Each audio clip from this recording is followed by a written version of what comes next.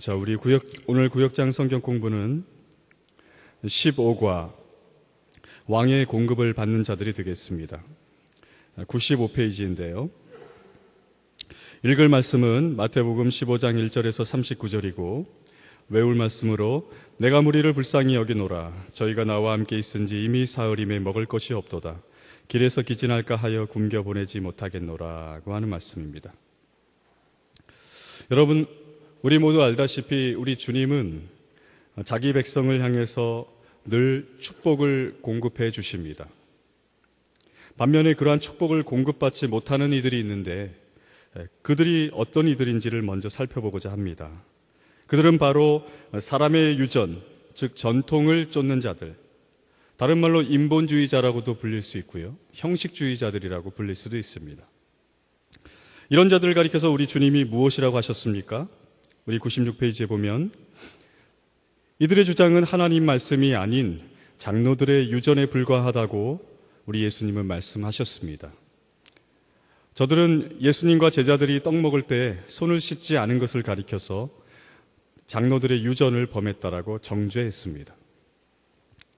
그리고 이들은 하나님의 계명을 범하는 자들이라고 예수님은 말씀하셨습니다.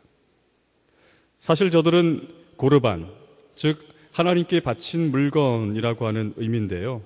이 고르반이라고 하는 명목으로 하나님이 명하신 부모 공경의 계명을 회피한 자들이었습니다. 그들은 하나님 앞에 물건을 바쳐야 된다고 하는 그러한 것들을 명목으로 해서 부모님 섬기기를, 공경하기를 게을리했던 것입니다. 그렇다고 해서 그들이 과연 하나님 앞에 온전히 그 물건들을 바쳤는가? 그렇지 못했습니다.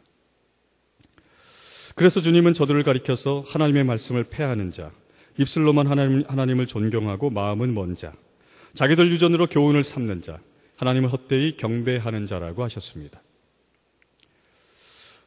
세 번째로 하나님이 심지 않은 자들이라고 했습니다.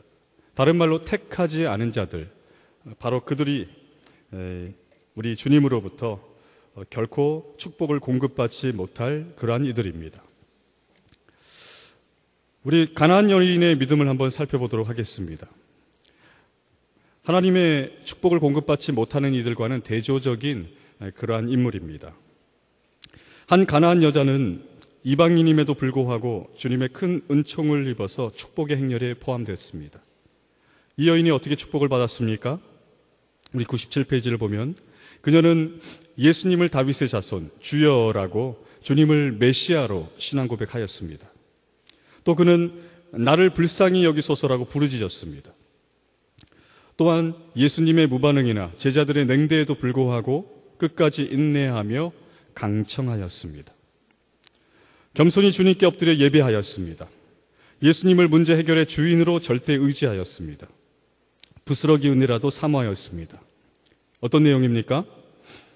예수님이 이 여인의 간청에도 불구하고 자녀의 떡을 취하여 개들에게 던짐이 마땅치 아니하니라고 뜻밖의 말씀을 하시자, 냉대의 말씀을 하시자 이 여인은 포기치 않고 자신의 자존심도 개의치 않고 개들도 제 주인의 상에서 떨어지는 부스러기를 먹나이다라고 하는 그러한 표현까지 써가면서 부스러기 은혜라도 주님이 주시는 것이라면 받겠나이다라고 하는 사모하는 모습을 보였습니다.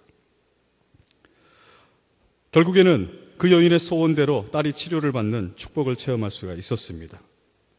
그러므로 말미암아 주님은 처음에는 이 여인을 냉대하는 것처럼 보였지만은 이 여인이 큰 믿음의 여인이라고 많은 이들에게 말씀하셨습니다.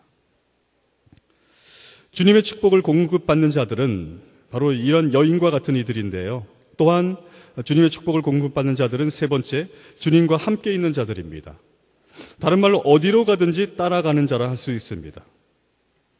주님은 마태복음 14장에서는 떡 5개, 물고기 2마리로 오병이어의 기적을 베푸셨었는데요.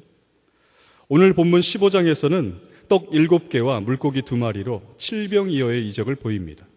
이로 말미암아 여자와 아이 외에 4,000명을 다 먹이고도 7광주리가 남는 그런 기적을 보여주셨습니다.